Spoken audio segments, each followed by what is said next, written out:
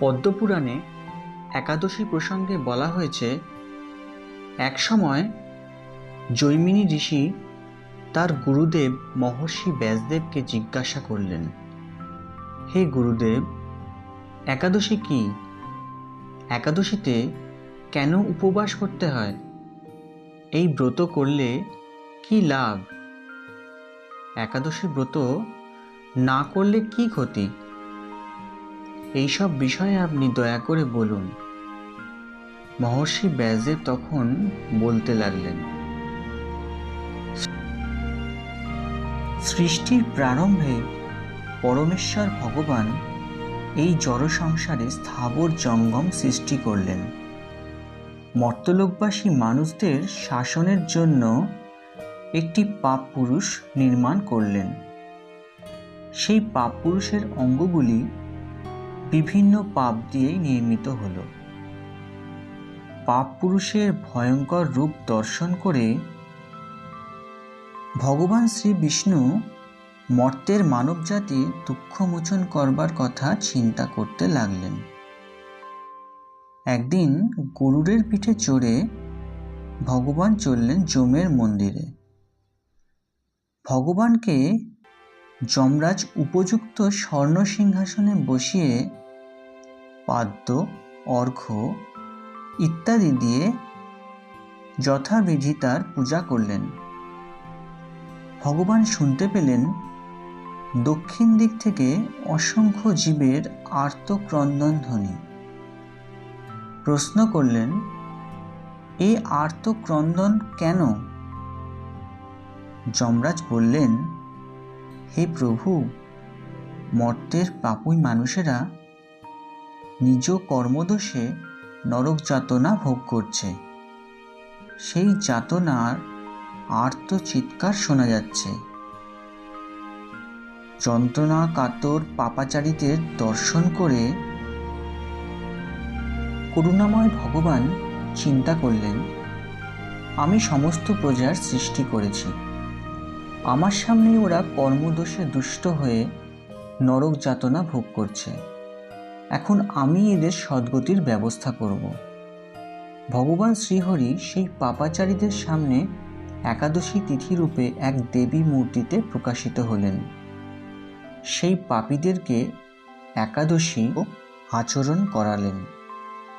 একাদশী ব্রতের ফলে তারা সর্বপাপ মুক্ত হয়ে তৎক্ষণাৎ বৈকুণ্ঠ ধামে গমন করল।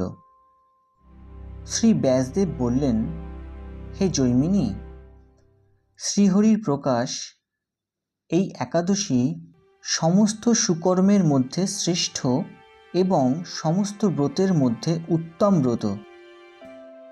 কিছুদিন পরে ভগবানের সৃষ্ট পাপপুরুষ এসে শ্রীহরির কাছে করজোড়ে কাতর প্রার্থনা জানাতে লাগল, হে ভগবান, আমি আপনার প্রজা। আমাকে যারা আশ্রয় করে থাকে তাদের কর্ম অনুযায়ী তাদের দুঃখদান করাই আমার কাজ ছিল। কিন্তু সম্প্রতি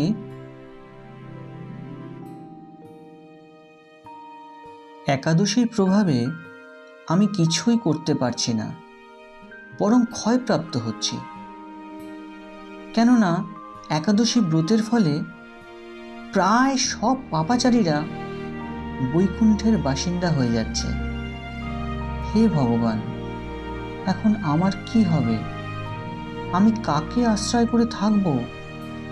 সবাই যদি বৈকুণ্ঠে চলে যায় তবে এই মর্তজগতের কি হবে?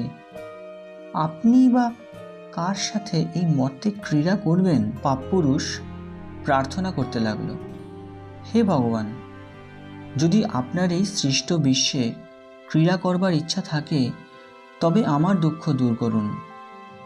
একাদশী তিথির ভয় থেকে আমাকে রক্ষা করুন। হে কৈটভ নাশন, আমি একমাত্র একাদশীর ভয়ে ভীত হয়ে পলায়ন করেছি। মানুষ, পশু পাখি, কীটপতঙ্গ, জলস্থল, বন প্রান্তর, পর্বত সমুদ্র, বৃক্ষ, নদী, স্বর্গ, মর্ত্য, পাতাল সর্বত্রই আশ্রয় নেওয়ার চেষ্টা করেছি, কিন্তু একাদশীর প্রভাবে কোথাও নির্ভয়ে স্থান পাচ্ছি না দেখে আজ আপনার শরণাপন্ন হয়েছি। হে ভগবান, এখন দেখছি আপনার সৃষ্ট অনন্ত কোটি ব্রহ্মাণ্ডের মধ্যে একাদশী প্রাধান্য লাভ করেছে। সেই জন্য আমি কোথাও আশ্রয় পেতে পারছি না। আপনি কৃপা করে আমাকে একটি নির্ভয় স্থান প্রদান করুন। পাপপুরুষের প্রার্থনা শুনে ভগবান শ্রীহরি বলতে লাগলেন, হে পাপপুরুষ, তুমি দুঃখ করো না। যখন একাদশী তিথি এই ভুবনকে পবিত্র করতে আবির্ভূত হবে, তখন তুমি অন্ন ও রবি শস্যের মধ্যে আশ্রয় গ্রহণ করবে। তাহলে আমার মূর্তি একাদশী তোমায় বধ করতে পারবে না।